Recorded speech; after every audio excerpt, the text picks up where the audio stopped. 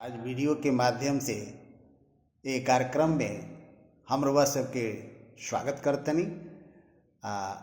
रउआ सब नया नया जानकारी खातिर के हमार वीडियो देखत रहिला, एकरा खातिर हम रउआ सबके दिल से धन्यवाद देतानी। जे हमारा वीडियो के अभी तक सब्सक्राइब नहीं कैले ओकरा से हमार निहोरा बा कि रउआ सब सब्सक्राइब करी ताकि नया नया रउआ सबके जानकारी मिलत रहे। आज हमने के जौन हमेशा रउआ सब यूज करतानी समाज में प्रयोग होत रहता एगो पेय बा, जौन पिए वाला चीज़ बा जौना के चाय कहल जाला। बहुत आजकल हर जगह जहाँ जाई तहाँ चाय मिले लागता, लेकिन चाय पिए के तरीका, चाय बनावे के तरीका, ये सब पर ध्यान देवे के चाही। सबका ही मालूम नहीं खे। चाय बहुत बनावे के जौन तरीका बा बहुत लोग के नहीं खे मालूम। तो चाय के बनावे के तरीका वह सब जानी। एकरा के बहुत बढ़िया से वर्णन कइल बा पंचविध कषाय कल्पना के अंतर्गत चाय बनावे के विधि के वर्णन कइल बा। पंचविध कषाय कल्पना में स्वरस, कल्क, हीम, फंट ये सब तरीका बा बनावे के, क्वाथ। तो ये सब जैसे पंचविध कषाय कल्पना में जौन बनावे की विधि बा ओकरा में जौन फांट विधि बा वो फांट विधि में ही चाय ओकर आवेला कि कैसे चाय बनावे की चाही। चाय बहुत लोग बा डाल के दूध में चाहे पानी में आ खूब देरी तक खौलावेला। इ तरीका ना है चाय बनावे के। चाय बनावे के तरीका है चाहे कौनो औषधि के फंट बनावे के बा, फंट बना के पिए के बा तो ओकरा के ओकर तरीका बा कैसे ओकरा के बनावे के चाही।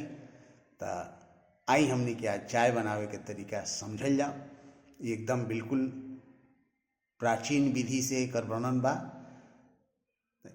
वो विधि से प्रयोग कैला पर रुआ के चाय लाभ करी, नुकसान ना करी। चाय सबका पियहू के ना चाही।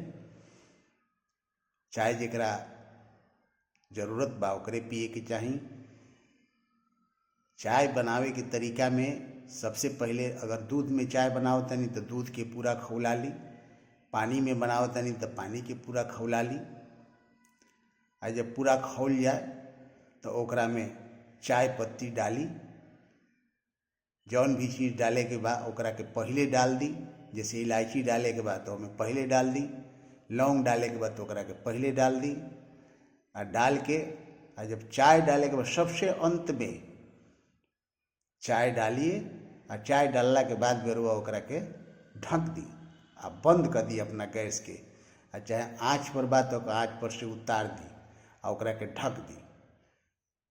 ढक के आ छोड़ दी ओकरा के कम से कम 2 से 3 मिनट तक ओकरा के ढक के छोड़ दी। एकरा बाद माने 5 मिनट भी रुआ छोड़ सकतनी। एकरा बाद ओकरा के छान ली आ छान के ओकरा के रख दी। ओकरा पहले चाय पिए के पहले कम से कम आधा गिलास पानी पी ली जरूर, घुट घुट करके। आ तौना के बाद रुआ चाय के पी।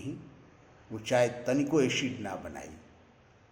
आ ये बहुत लोग करेला कि चाय खौला दी ओकरा में खूब देरी तक तो ओमें टैनिक एसिड होला चाय में, जौना से कि एसिडिटी होला।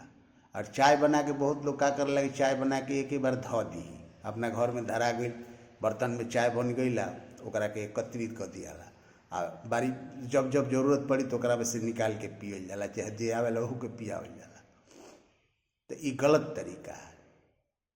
5 मिनट से अधिक चाय के अगर प्रयोग कइल जाई, चाय 5 मिनट बनला, जैसे चाय बन गई अब 5 मिनट रह गई तो 5 मिनट के बाद ओके यूज करब तो टैनिक एसिड बन जाई ओकरा में। और वो एसिड जब बन जाई तो पेट में ऐसे ही HCl बा और अपने जो पहले ही से ओकरा में एसिड बढ़ले बा और ऊपर से टैनिक एसिड डाल दे तो एसिडिटी बढ़ जाई, हाइपर एसिडिटी हो जाई, जौना से कि गैस वैस बने लगी। तो ऐसे तरीका एक चाय बनावे के रउआ सब जौन हम बतौनी है यही तरीका से चाय बनाई। आ 5 मिनट से अधिक जौन चाय बनल बा ओके सेवन ना करी। दिन भर बना के रख दी या ओकरा के यूज कर। बहुत ये बीमारी के घर बा। तो आज ये वीडियो के माध्यम से हम लोग सबके जानकारी दिहल चाहतनी। ये हमारा तरफ से एगो संदेश बा रउआ सबके कि जे भी वीडियो दिखता ये सुनता उ चाय पिए के, चाय बनावे के तरीका जौन हम बतौले बानी एकरे अनुसार करी तो ओके तनिको नुकसान ना करी। चाय बनाई और 5 मिनट के अंदर ओकरा के अपन धीरे धीरे कह के पी जाई।